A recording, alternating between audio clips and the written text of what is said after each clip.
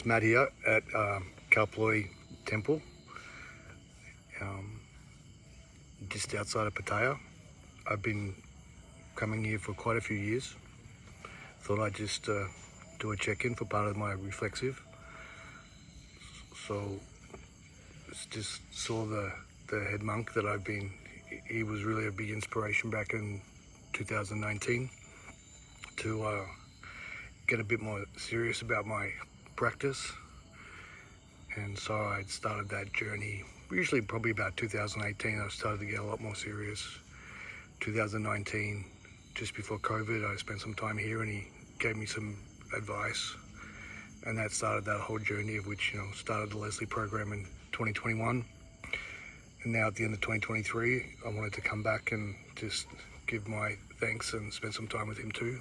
Sort of unsure about what's next, but I do think that there's a lot of powerful intentions, and I certainly think the journey's been very good along the way. And there's a few more things that I'm probably going to talk a bit more about in terms of my reflections on the whole exercise about doing the thesis, but also the Lesley program in itself. And then I think it's very interesting to also think about what's next. Anyway, I'll talk to you a little bit later, but this is just the beginning. I wanted a bit of a check-in while I'm here. So talk to you soon. Bye.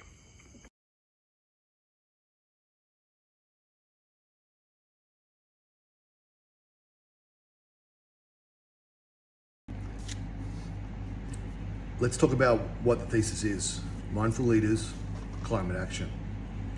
So in 2015, United Nations developed the 17 Sustainable Development Goals. In my mind, one of the analogies I have, and every year when they report out where we are to achieve those SDGs by 2030, the levels of suffering in the world. This thesis focuses on just one of the SDGs, number 13, or climate action. The whole premise is that can the people that created the problems that we have in the world, can they be the same ones to fix the problems? And really the premise is we need to have mindful leadership for us to do several things, particularly when it comes to climate action. And the focus really is upon the European conditions as well. Europe, with its population density, has a lot of issues around climate change and a lot of issues around extreme weather events. Now, mindful leaders are going to be needed to do a number of things. First of all, they're going to have to deal with extreme weather events and climate anxiety. As things happen, you're going to have your workplace disrupted. And then you're also going to be able to have to work with teams that can work in ways that radical innovation can take place. I can tell you from experience, radical innovation and the technologies that we needed will only come when we have fully diversity, inclusivity, and equity in the workplace, and we have mindful leaders that are in peace with themselves, know how to work with themselves. They have the several skills and qualities that have also been expressed in a framework that we talk about called the End of Development Goals. The End of Development Goals are relatively new. They're only a few years old, and there's a special group that's been formed, which is making all of these different groups around the world to drive the IDGs going forward. So the IDG framework is an extremely important part of the thesis as well, because it gives a roadmap and a framework for mindful leaders to develop and for organizations to also develop their leadership so that we can move forward and address and fix the climate and have climate action, which is SDG 13.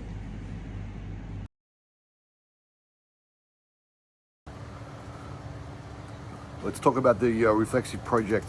One of the things I've learned a lot in Lesley University is always read the syllabus. So if you're a student starting out, and it's one of the first reflections I wanted to just talk about the importance of that. So the syllabus says that the Reflexive project should contain your reflections on the research process and may focus on positionality, mindfulness applications, process methodologies, or other relevant topics. Well, that's a really good question, and thanks to the syllabus. First thing that I want to mention is what I call the importance of field trips. I think it's extremely important for my whole process of writing and research is just to get out there. So you've seen already that I've been to the temple while I was here, and even though I've written the paper for the most part, these sort of field trips are extremely important. The other one is to actually go out to festivals, meet people into climate action. That could be like I've been doing for the last 10 years at Wonderfruit, or I've been going to a lot of other activities that I see where I live in the Netherlands, in Australia, places like that. So field trips is very, very important. The other thing that's really critical is organizing workshops. I did a lot of work with the inner development goals. Every 2 weeks I was working with one of the IDG practitioners. We were doing setups where we would just go and have a group of people talk about one of the skills and qualities in the IDGs, share with each other, have reflections, and the whole group would learn a lot more. And I think that experience of actually setting up workshops, not being afraid if you fail or no one shows up, just do it, is a really important part of the writing process too. And I think you see that in my paper. Perhaps the strongest section is that section where I talk about the inner development goals and how they link back into our own journey, but also how they link to different Buddhist practices, secular practices, neuroscience, things like that. So that's the first part that I want to mention as well. I think I'm gonna stop at this point, and my next section will probably be on the importance of the writing center and writing coaches, as I call them. Thank you.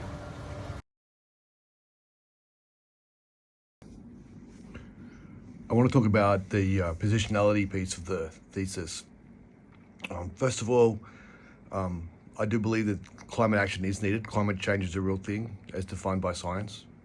A lot of the information I was able to collect in the research in the paper was from as recent as a few months ago, showing that for the first time the temperature is 2 degrees, where the Paris Agreement has said 1.5 degrees.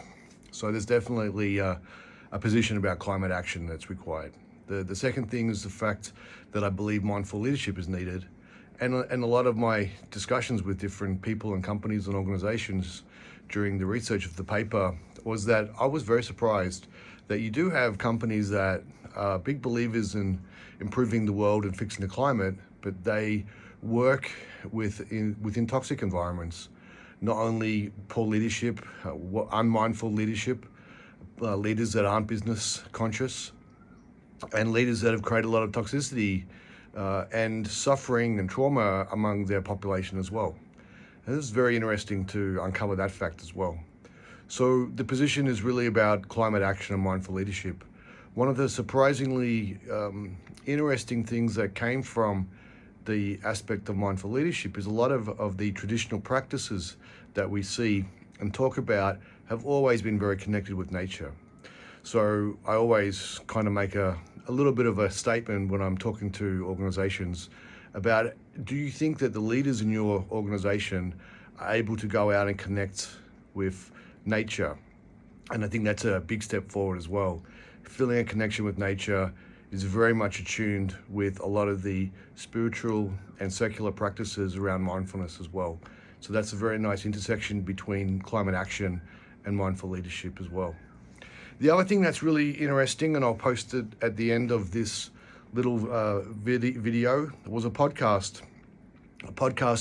by Plum Village in France, and they had asked climate activists to come and spend a few weeks at Plum Village. What was interesting is that climate activists tend to have a lot of climate anxiety and feel very guilty when they do something like have some self-care or start to develop their own practice. They feel like it's too much for them to take the time to work on themselves.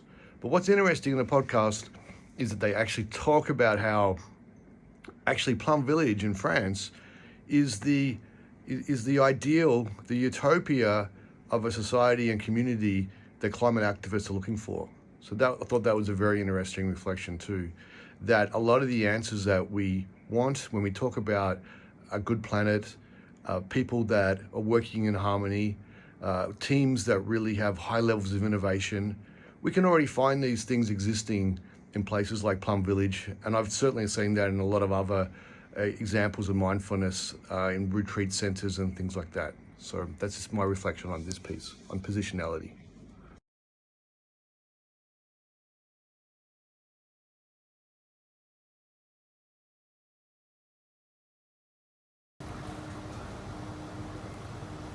So let's talk about the writing center or the writing coach and the important part of the whole thesis process. First of all, I want to use the analogy that's like college football or college basketball. You're a college athlete and you need to go and learn how to play the games, and the coaches are an important part of your development. And I think with the master's program and with the writing center at Lesley, that's how I approached it. That early on, I contacted the writing center.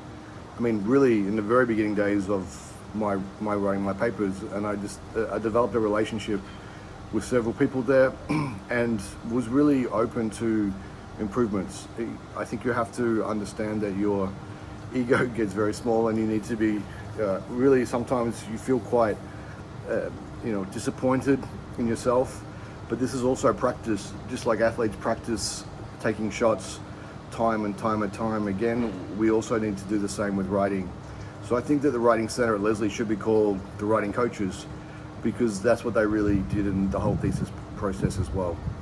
And unless I'd had that relationship at the beginning of the program, it would have been very difficult for me to double down on that during the thesis itself. And so the thesis was a huge amount of iterations going back and forth, and again, practice. I did show a few people my final edits, but I really think that when it came down to the success of the writing itself, having my coach was the best way for me to deliver what was required from the syllabus and from the program and what I wanted as well. The other important thing that I want to mention is I think that the professors really helped me to refine the scope. We ended up landing on just being in Europe. We just focused only on Sustainable Development Goal 13, climate action. And I think that discussion is really important too, to have early on in the whole process too. And I think that you have a better product from that as well. We're only writing 40 pages. Maybe later on it could be a book or something out, an expansion, but I think that the importance of just really getting the subjects fine-tuned down to mindful leadership, climate action, European focus, SDG 13, only a few IDGs were mentioned as well. We didn't go through all 23, let's just focus on a couple. That was a critical part of the whole thesis and research process too. Thanks.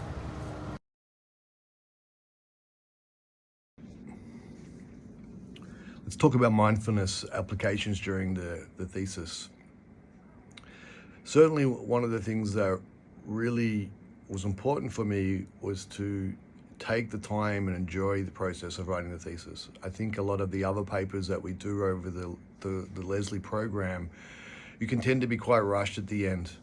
But one thing about writing any sort of paper, especially a thesis, is you can't fake it.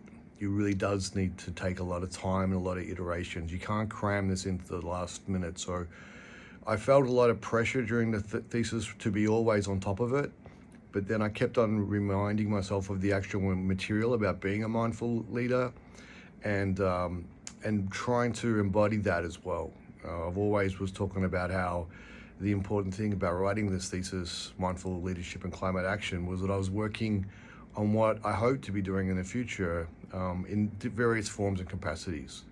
So that was really an exciting part, to be able to do something about how you're writing for your future in the present moment and trying to be in the present moment and doing that. I also think that a lot of the papers and the research I was able to collect, input from others, was extremely relevant to right now. So I'm very proud of the fact that although I had a lot of different sources, the sources that I chose in the end were very relevant and very contemporary, only a few years old. And I think that was also a very important part for myself and approaching this from a mindfulness applications. So of course, practice is extremely important, and also using all the other practices that we have about being present, listening to others, just going out into the world and exploring that is important. I think another one I've touched on quite a bit is that at some points it does get quite emotional.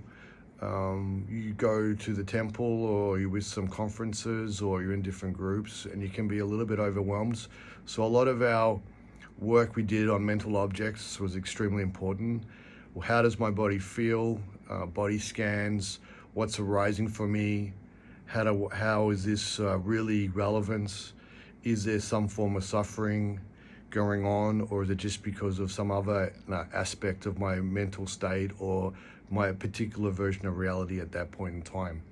Very interesting to reflect upon that, and particularly in the experience when I went back to the temple and during the final parts of it, I think there was a lot of reflection around the mental states and mental objects and different versions of reality, how I am in 2023 versus how I was in 2019, and then what's going to be like in the future as well. So a lot to unpack there, but I think from a mindfulness applications, the thesis, again, was all about embodying that.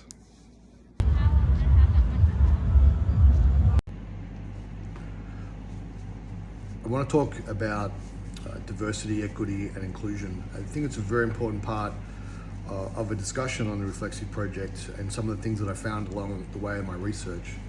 First of all, what was a little bit disappointing is that a lot of the departments and organizations that are entrusted with driving mindful leadership and or sustainability is actually the DEI function.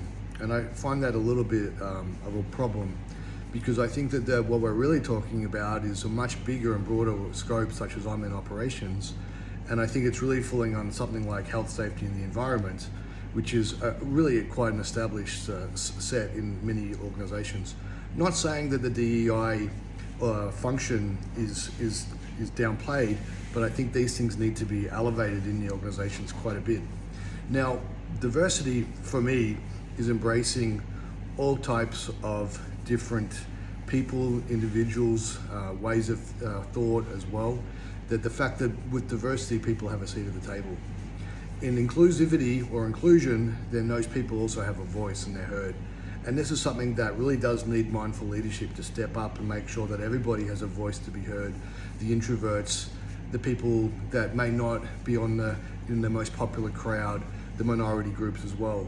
Some of the best examples about diversity and inclusion that I've seen is in many conferences and places like Wonderfruit, where we have a lot of Indigenous people that are included. And we talk not only about the current generation, but the generations of the past and generations of the future as well. So inclusivity is extremely important for us to have innovation and to have the applications of developing technology that we need in the future for climate action. Then the last thing is equity. And for me, equity is quite simple. It's really about giving everybody with different abilities the ability, how they can also contribute and be part of that. These include things that people that may be blind or handicapped, people that may be underprivileged, people that may come from low incomes. So I think that's very important as well. I've seen in my travels around the world, I've mentioned a lot of the conferences and festivals. I bring back ideas, but what really worries me is the fact that everybody from different socio-economic backgrounds don't have the same opportunities that I have. So I'm always looking at ways to do that. Perhaps the best groups that embody how DEI is, if you want to have some examples, I really go back to the meditation retreat centers, places like Insight Meditation Society in the Americas, or Plum Village in France. These are groups that really open up to everybody, and also open up to everybody from different income backgrounds as well, so that people that may not have the same income can still come and contribute as well and be part of that opportunity of learning. And then the last thing I want to give a bit of a shout out when it comes to DEI is the temples. I think that the examples of the temples, that they'll accept anybody, anyone, and do the best to help. And that's really an important part for us to learn and take on in life. I did work in a team that was 50% diversity a few years ago at a headquarter role. It was an amazing experience, and I really hope to be able to see that level of diversity in the future. It does bring amazing results and incredible discussions. That's my contribution and reflection on DEI from this thesis. And one word I coined for this kind of reading is starvation reading. Okay, so some examples of mindfulness in some places like Wonderfruit, and I see it also in several conferences that are coming around the world right now too. Bend your legs and your forward fold. Connect your belly to your legs. And then there's some examples of sustainability and recycling and climate action also at conferences and festivals. Several that I saw at Wonderfruit, but I've also seen them in several different places around the world in 2023. The question now asked is, what's next now that the thesis is over? First of all, it was a really good experience, and I'm not really completely exhausted and tired in terms of writing. I want to continue to write. That's number one. In fact, I may continue the IDG work to also write another paper next year with some other people, and probably with the IDGs as well.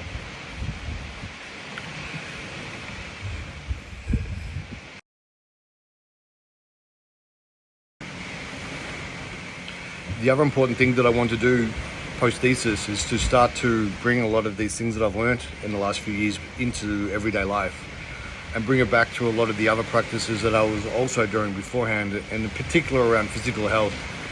The program is a lot of work when you consider that it's a master's program, plus I have a very demanding full-time job that I love.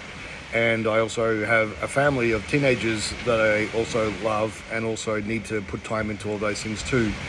So what really took an impact was my physical well-being, even though my mental well-being was improving. So next year's 2024 is about getting those things back into shape, and I have a big plan for that, and I'm very looking forward to that as well, and start to embody it. The other thing, of course, is that I'm really excited to bring this work forward into the corporate space. I've worked in a couple of big multinationals now. I think the time is right. I'm in the best position to talk to people and to help people out. I've been working on my own projects as a kind of a sandbox to see how mindfulness and mindful leadership can have impacts from an innovation point of view and from a mental and well-being point of view as well. And I can tell you, it's extremely exciting time for us. These are not things that AI is going to replace. These are all skills and qualities that we have as leaders that will only enhance and help us to address not only the climate action SDG 13, but to have a better workplace, a more fun workplace, a more creative workplace, and to eventually help us with all the SDGs as well.